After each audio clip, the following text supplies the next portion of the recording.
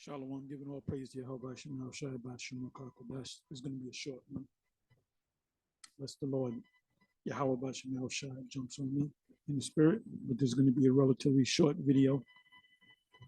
Anyway, I'm going to entitle this video, Most of the World Does Not Accept Babylon's Fornication, but they will accept the MOTB. Had to throw that in there. There's a difference between fornication, abomination, the fornication, filthiness of a fornication in Revelation 17:4 and Revelation 13:16. And we already know what Revelation 16 says or should know. It speaks about the MOTB, which is an acronym for the charagma. Charagma is the Greek word for the M, the mark. So these countries these are African countries, by the way.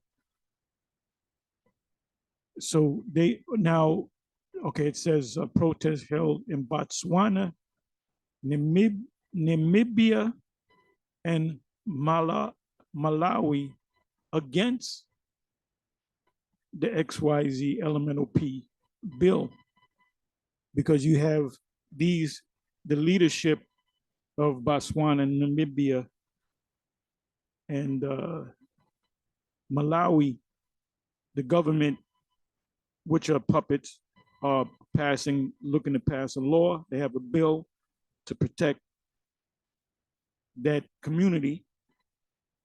Got to be choice with my words. But the people are not with it. Now, in the case of Uganda, you have the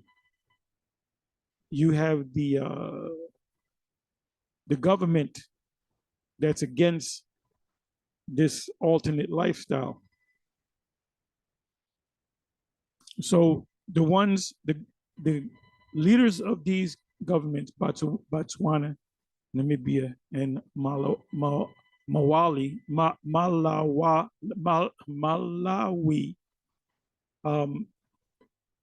like I said, the government is with it, meaning what? We know, see, you're gonna know who's an insider by their actions. You're gonna know by their actions. Not so much what they say, but what they do. But then they're saying it by passing a law. So you know they're getting their marching orders from Babylon the Great Yahawah. Going back to Kamala Harris going to the vice president of the US, going to Uganda, trying to push the agenda. And the leadership of Uganda was like, no, we ain't with that. So, lately, I got to find a video. So somebody finds it. I'm not looking for it, but you can put it in the link. There's some form of sanctions against Uganda right now. So these leaders of these three African countries, Botswana, Namibia, and Malawi, they want aid. They want aid from Babylon. And that's the only reason why they're putting forth this bill, this alphabet bill. Because who benefits from the aid? It's the leadership. They get to distribute it to the people. They're going to take most of it. They're going to live lavish lifestyles. And the average person in Africa, the land of Ham, they're working class, middle class, working class, lower middle.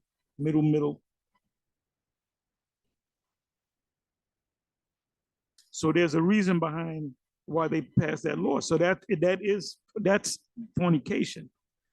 That's Revelation 17:4.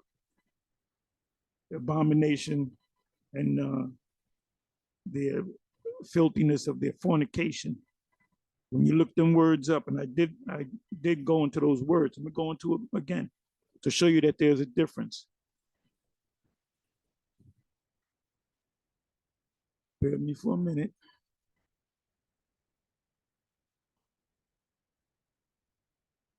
So, you know, what's happening now in prophecy is these two precepts,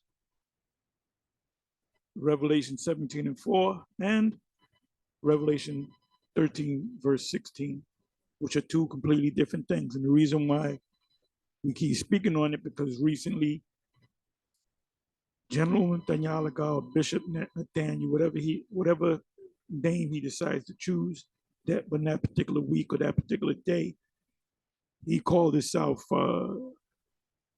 bringing out further proof that Revelation 13 and 16 is also mentioned in Revelation 17:4. I keep mentioning Revelation 17:4, Revelation 13 and 16. He said that backs up Revelation 13, verse 16, which it doesn't. And when he, presented that to his congregation, they all went, "Whoa, yeah, you got body bag." We did not get body bag. We did not get body bag at all. As a matter of fact, we laughed at it. And that just shows how desperate this guy is to find. Why do you have to keep bringing it up? Now you might say, well, why do you guys have to keep bringing it up? Because it's a prophecy. We got to keep bringing it up.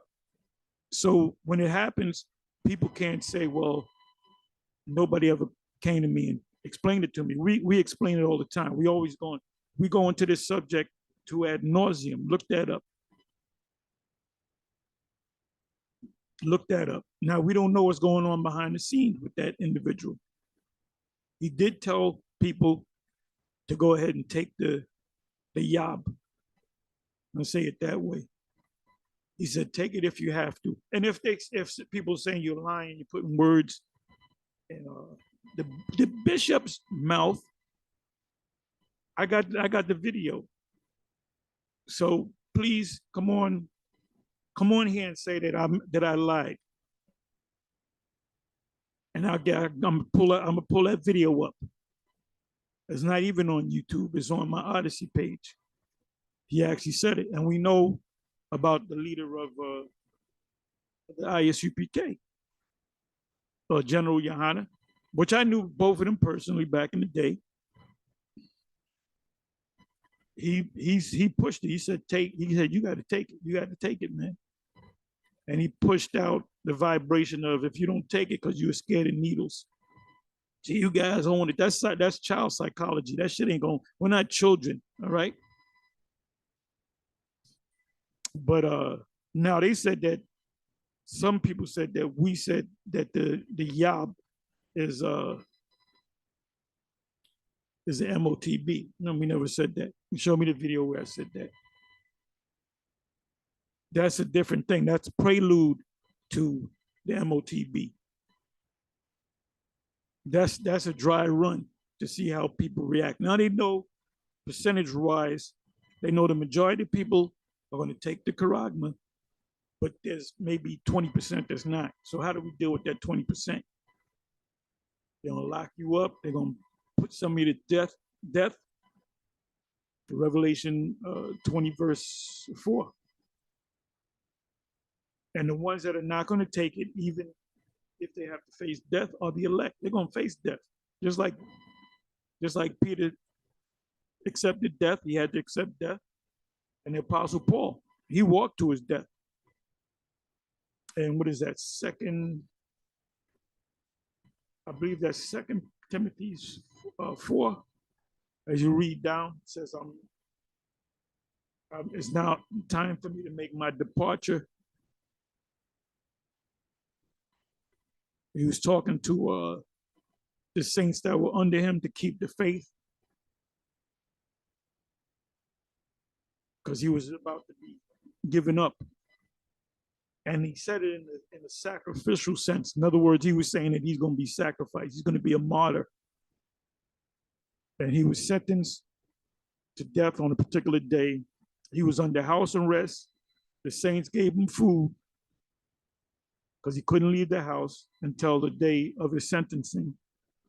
And on the day of his sentencing, he went to say, I'm here to present myself because I was found guilty of sedition. Look up the word sedition. Sedition doesn't mean you're going out there shooting anybody. You're a spokesman to get people riled up. That's the very definition. In a nutshell, that's the very definition of sedition. The very definition of sedition. You know, when you speak and people get riled up. Let's deal with Malcolm X. If Malcolm X said, you know, take this place out, a lot of people would have been down for it. That would be sedition. Now, he can't say, well, I didn't pick up a gun or a knife. I didn't hit nobody. Yeah, but you egged it on. So this is the reason why the apostles were put to death. And the only reason why John was spared because he had to write the last book, which is the book of Revelation, which was given to the 7 churches of Asia Minor. So all the apostles were put, you know, they were taken out of the scene, and the 7 churches had to keep it going, and they all died. So this thing had to come back to the spirit, to Abba. Abba is Elijah. Abba is Elijah, because who else would be Elijah?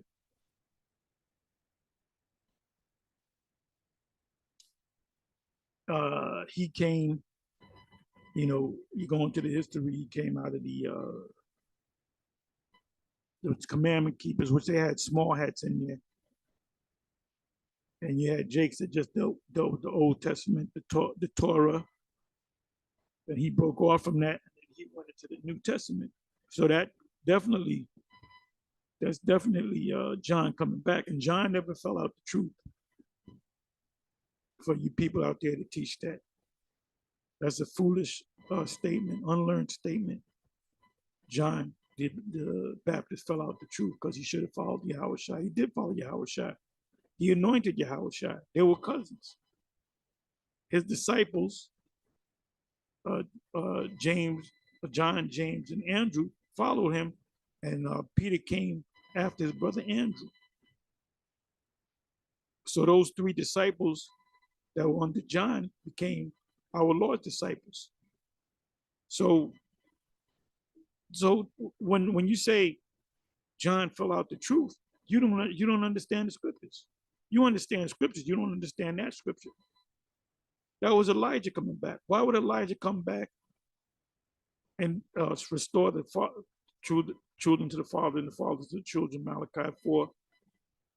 And but then he fell out the truth. He became disenchanted. That never happened.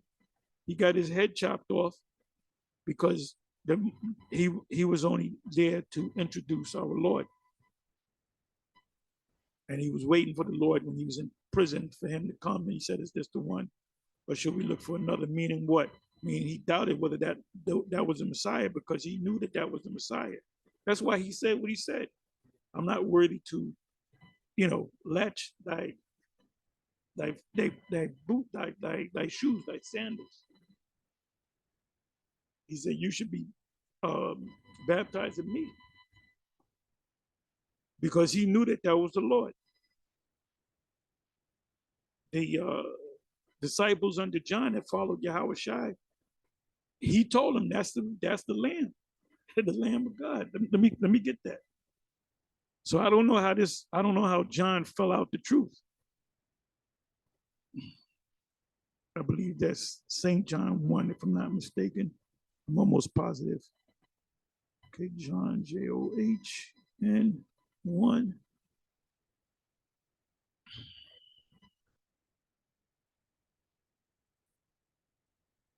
I'm kind of going into a different topic a little bit.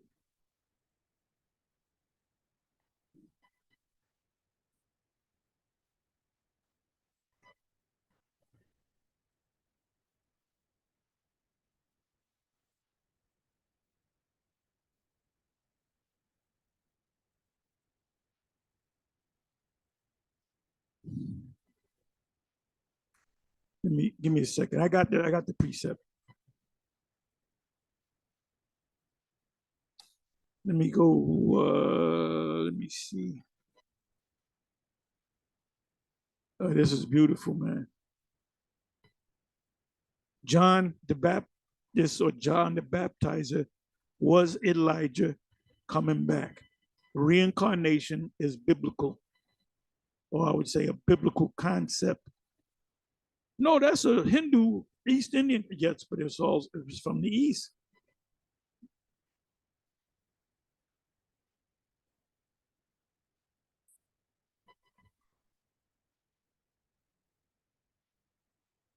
Like testimony of John.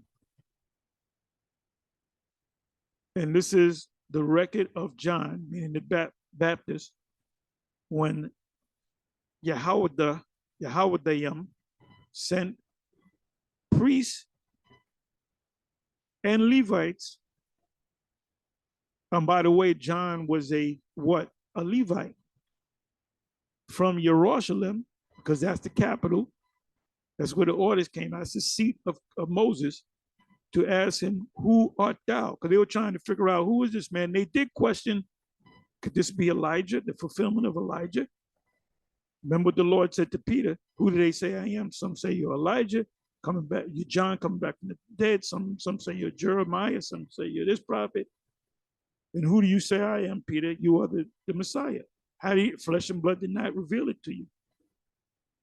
This is a spiritual thing. See, we see these scriptures through spiritual eyes. The Most High has to open up your spiritual eyes to see this. And you have to be a part of the elect. I'm a little all over the place, but that's all right. This is why we are so stern with the whole topic on the charagma. That the MOTB is the charagma, the C-hip, whatever you want to call it. And that the, Bishop Nathaniel pulling that fast one on his people. I hope y'all don't. I hope y'all don't follow him. I hope if they set up the thing, I hope he don't tell y'all to go ahead and take it, because that'll be a damn shame. That'd be a damn shame if you take it. And if you do take it, you're not of the elect. Oh, and I want to say this. I'm all over the place, but that's all right too. All of you from the 80s to the 70s to the 90s to the 2000s, you guys that actually went to the One West School before we had the New Jack City School. Y'all don't know about the New Jack City School. That was a school that Lahab and the Central Command built up from the oil tables. We used to call myself, Apostle Gabon, Apostle Rawchaa used to call that the New Jack City School. And every time we went up there, we used to curse them guys out. We were like, we were contrary for sure. They said, and he confessed and denied not. Or they even had a Byzantine room. They called it Byzantine. It was black. I went in there one time, and they looking at me like they wanted to kill me. What you doing in the Byzantine? That's what they were. That Nino. That's why we called the New Jack City School. Yeah, some of these brothers, Priest Danyala or Maharaka, or they really don't know, because they were never in that room. It was a small room that was black, and they were sitting down there like they were drug dealers, man, gangsters. And that whole concept, that spirit came. That was when New Jack City came out. Hence, we called it the New Jack City School, because that's what it was. New Jack City School.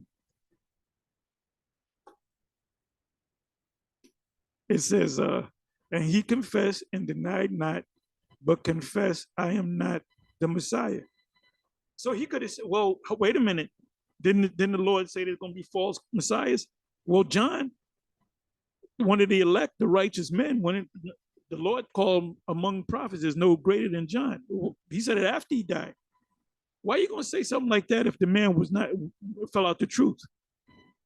Or was not one of the elect? Why would you make a statement? Why would the Lord make a statement like that? He said, among prophets, there's no prophet born among women greater than this individual. And if you receive it, he's talking about John. And if he was saying John is the greatest prophet there is. And if you will receive it, because it's up to you, receive it or reject it, because the Lord never forced this truth on nobody. You either saw it because you was the elect or you didn't see it. He said, and if you receive it, this is Elijah, which is forth to come.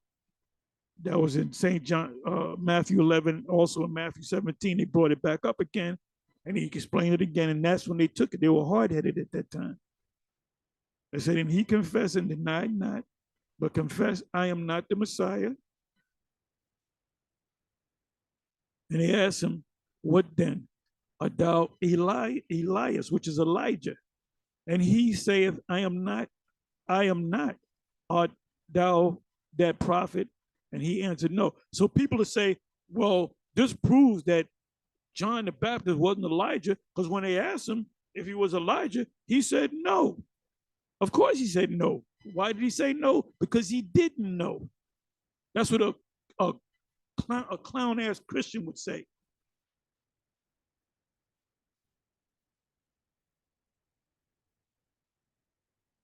Then said they unto him, who art thou, that we may give an answer to them that sent. Now, who asked them these questions? Those priests and Levites. Why were they asking them? Because they were saying, who's this guy? He might be Elijah. He might be the fulfillment of Elijah or one of the prophets. Because the elite that sat in Moses' seat, they understood reincarnation. They understood that your spirit came back in another. They understood that very well. I said, then said they unto him, who art thou, that we may give an answer to them that sent us, the heads over them. What sayest thou of thyself? He said, I am the voice of one crying in the wilderness. And that's a fulfillment of Isaiah. What was the fulfillment of Isaiah? Let me do this. Let me do this.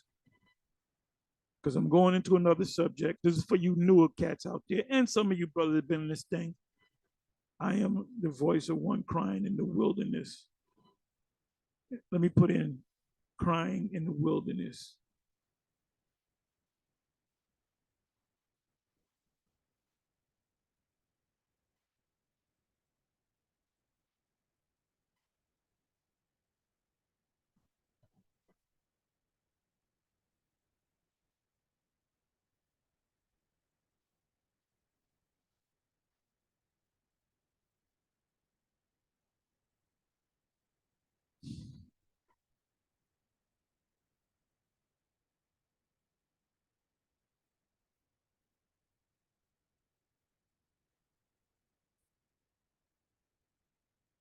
Let's see what comes up. Let's see if Isaiah comes up. Okay, Isaiah doesn't come up. Let me do it this way.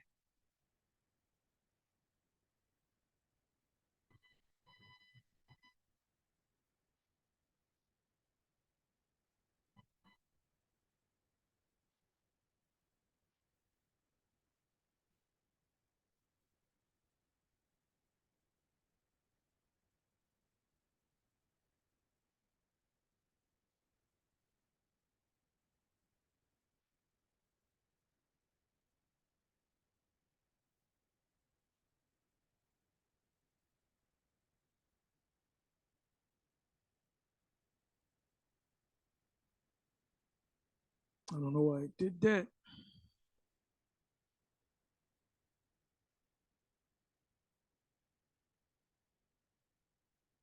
Let's do it this way. Let's see what happens.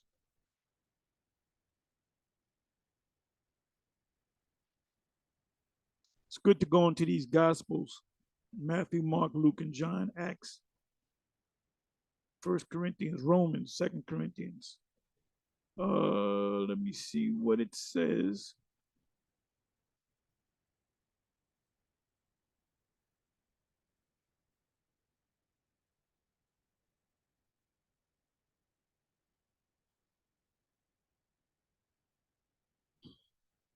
I just want to see what they say.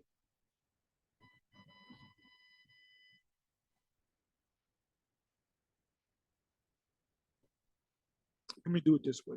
Let me do it this way. And just put in wilderness.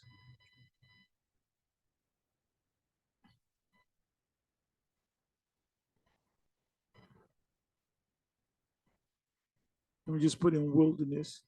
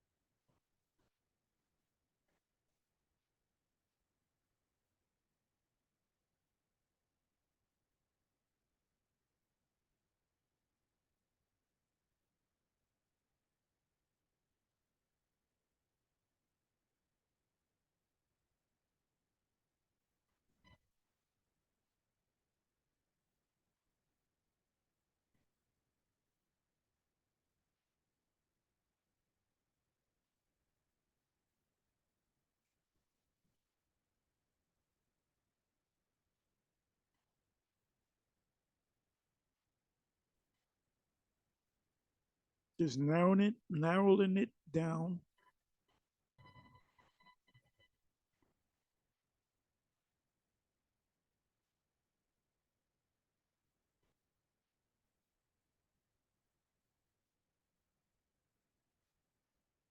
Let me do it this way.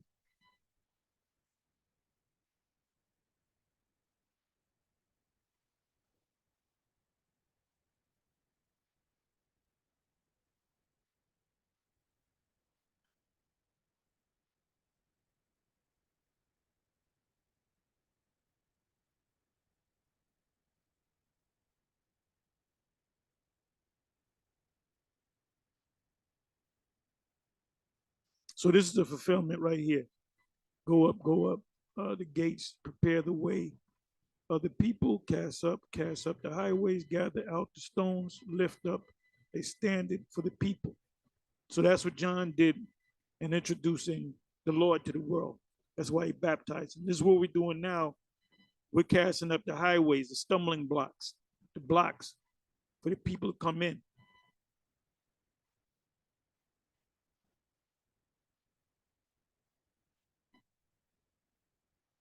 Let me just do this here.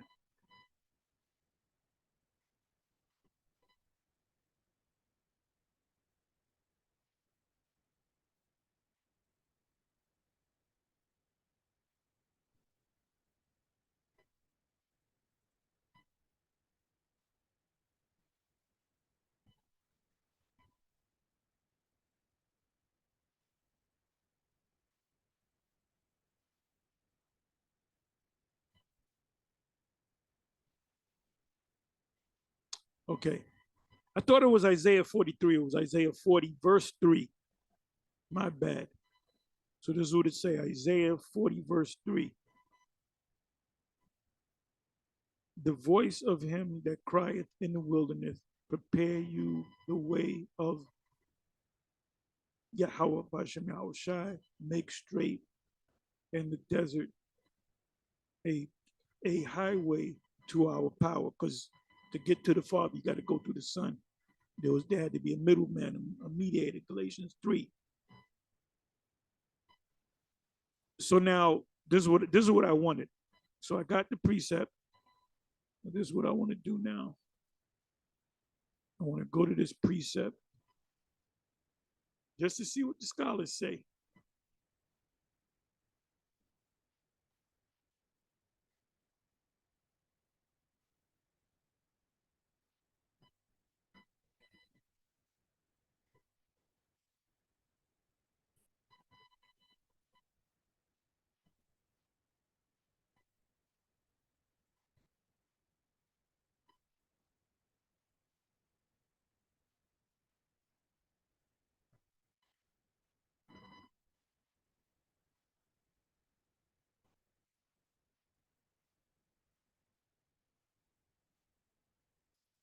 Just want to go to the commentary.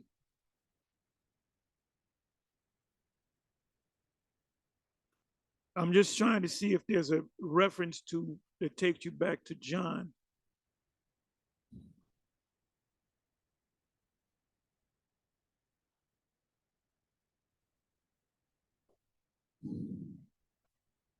Okay, good. Matthew 3, verse 3. They asked him, who are you then? He said, for this is he that have spoken of by the prophet Isaiah, saying, the voice of one crying in the wilderness, prepare you the way of the Lord. So Isaiah 40, verse 3, when was that fulfilled? When John came on the scene. So how can John have fallen out the truth? He didn't fall out the truth. He did what he was supposed to do, and he was taken out of the way for the Lord to step in. So I just did that. I had to come back. That's a little lesson on pretty much how reincarnation works, and also that he never fell out the truth. He did exactly what he was supposed to do. So anyway, let me come back over here to. So, like I said, you got certain African governmental leaders, presidents, prime ministers, whatever you want to call them, that are passing laws to say is we're protecting these people. But the people, the masses are saying, no, we ain't with that. It says we say no to that. And that's the fulfillment of that is the golden cup full of abomination, filthiness of a fornication, which is that alternate lifestyle. So we're coming back to that topic. Now let me come over here.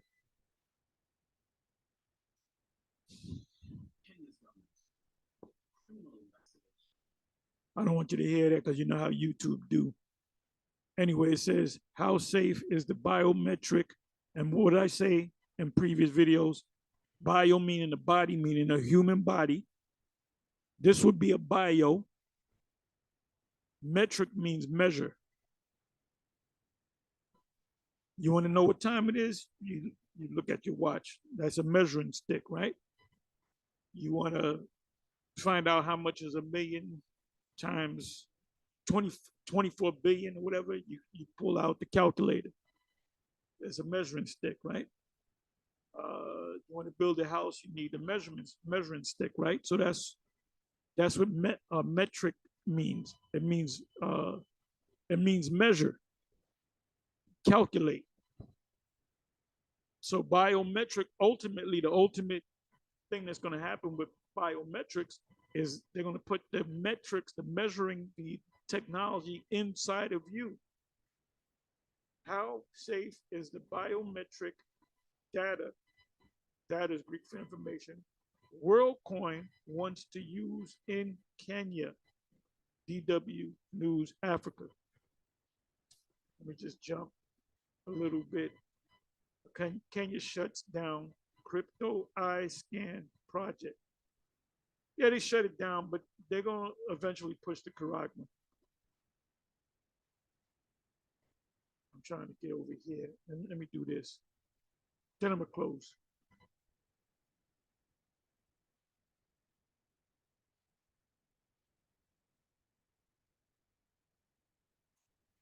Visited WorldCoin's biometric exercise. If they take a scanner of your eye, that's biometrics. In Nairobi, and sent us this report. So these are people lining up, and a lot of these are Hamites. Look at how long that line is. They're lining up for this biometric experiment. Look at that. There's two lines here. It says in Kenya, the response seemed incomprehensible, long. Go to the next one. Incomprehensible, long queues. Queues meaning line. In some countries they say queue. It means line. Form after day at registration points. These are Hamites. You can see how dismal they look. Look at her. There's a Hamite. There's a Hamite right there. No flavor. So this is called the orb, and they did an experiment in New York down at the New World Trade Center, the One World Center. Why you call it One World?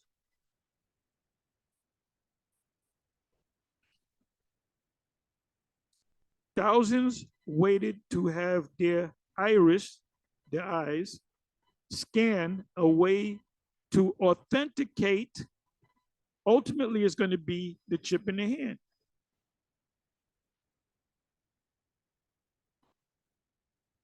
Identity and enable them to use the digital currency.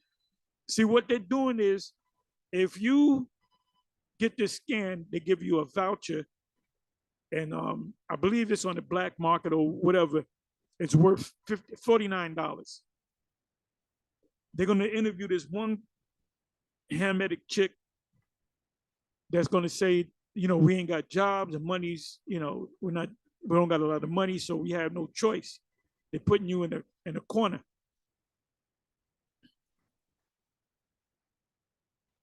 See, and they don't know because they're not the people of the Most High. And IUIC even has enough sense not to go around them because they're not. You can clearly see that these are Hamites. Look at this guy. That's a Hamite. He got a little Jake flavor going, but look at them eyes. They look like zombies, man. It says digital currency. I have some confidence and some, give me a second, of that is there seems to be some level of management from the owners of, and this guy kind of knows some things. He went to school. He knows some technical shit. Coin, you see everyone who is being given the coins, they are not maturing at the same time, at the same time. When they mature at the same time, everyone sells. Everyone sells, and that will flood it in the market, reducing its value. So that's a digital form of hyperinflation or inflation. So he's probably went to school for economics. He probably majored in economics and digital coins and stuff, because they do educate you out there in Kenya. Okay, look at that. More Hamites. Look at how Hamite. They got that Hamite flavor or lack of flavor. Dismal looking. The market reducing its value. And this is the same guy talking. However, most of those we speak to, look at that. Now that's a Hamite. There were two Hamites. That's how you could tell. That's how you could tell the difference between. They do it make up a difference between the Egyptians and Israel. It said hair simply for money. Their hair simply for money in Kenya. The tech company. All you got to do is put in Orb, New York, and I'll probably do that. And that's another step closer to the Quran.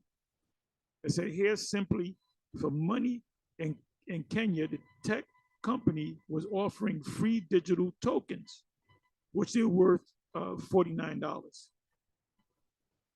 Company was offering free digital token. Everyone registered. You got to register. You got to do the buying world coins highest rate. Tokens could then quickly be exchanged for $49.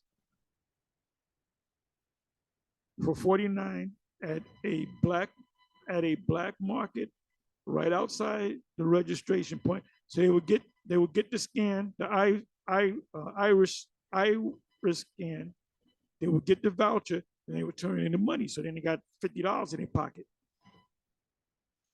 That's why I showed you that long line, because it's free money.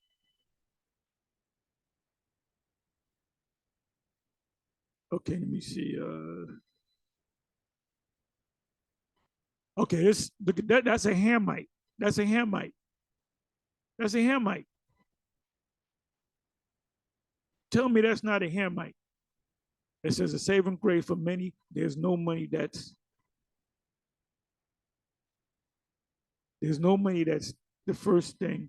There's no work. We don't have no money. There's no job. The jobs are not out here like they're supposed to be. So they're living day to day. So here comes somebody saying, all you got to do is register and we'll give you $50. There's no work. People are struggling out here. The cost of living, which is inflation, aka hyperinflation, out here, the cost of living has gone up. Whatever you make is just not enough. Critics have raised concerns about the money in which consumer consent was obtained, questioning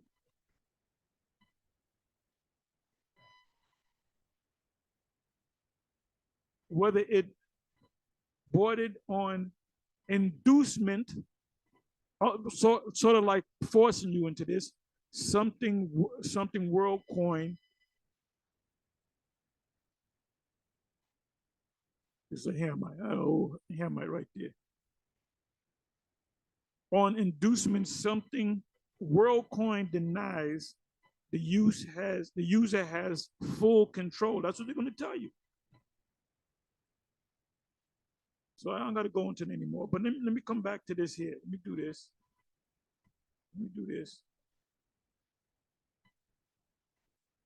Look at that line. Look at that line. That's called a QR code. And that's the symbol for WorldCoin. Also known as the orb, where they scan your eye. Learn more about WorldCoin and your data custody options. And this is a QR code, quick response code. So the next step is to put it in your hand, and they're gonna do the same thing. They're gonna make it where there's hardly any jobs, and your money's not gonna buy too much. And they're gonna say, if you get the charagma, then life will be that much easier for you. So they put people in desperate situations. That's why I said you cannot buy or sell. They're gonna do away with the paper dollar. Anyway, that's it. On to the next one. Shalom.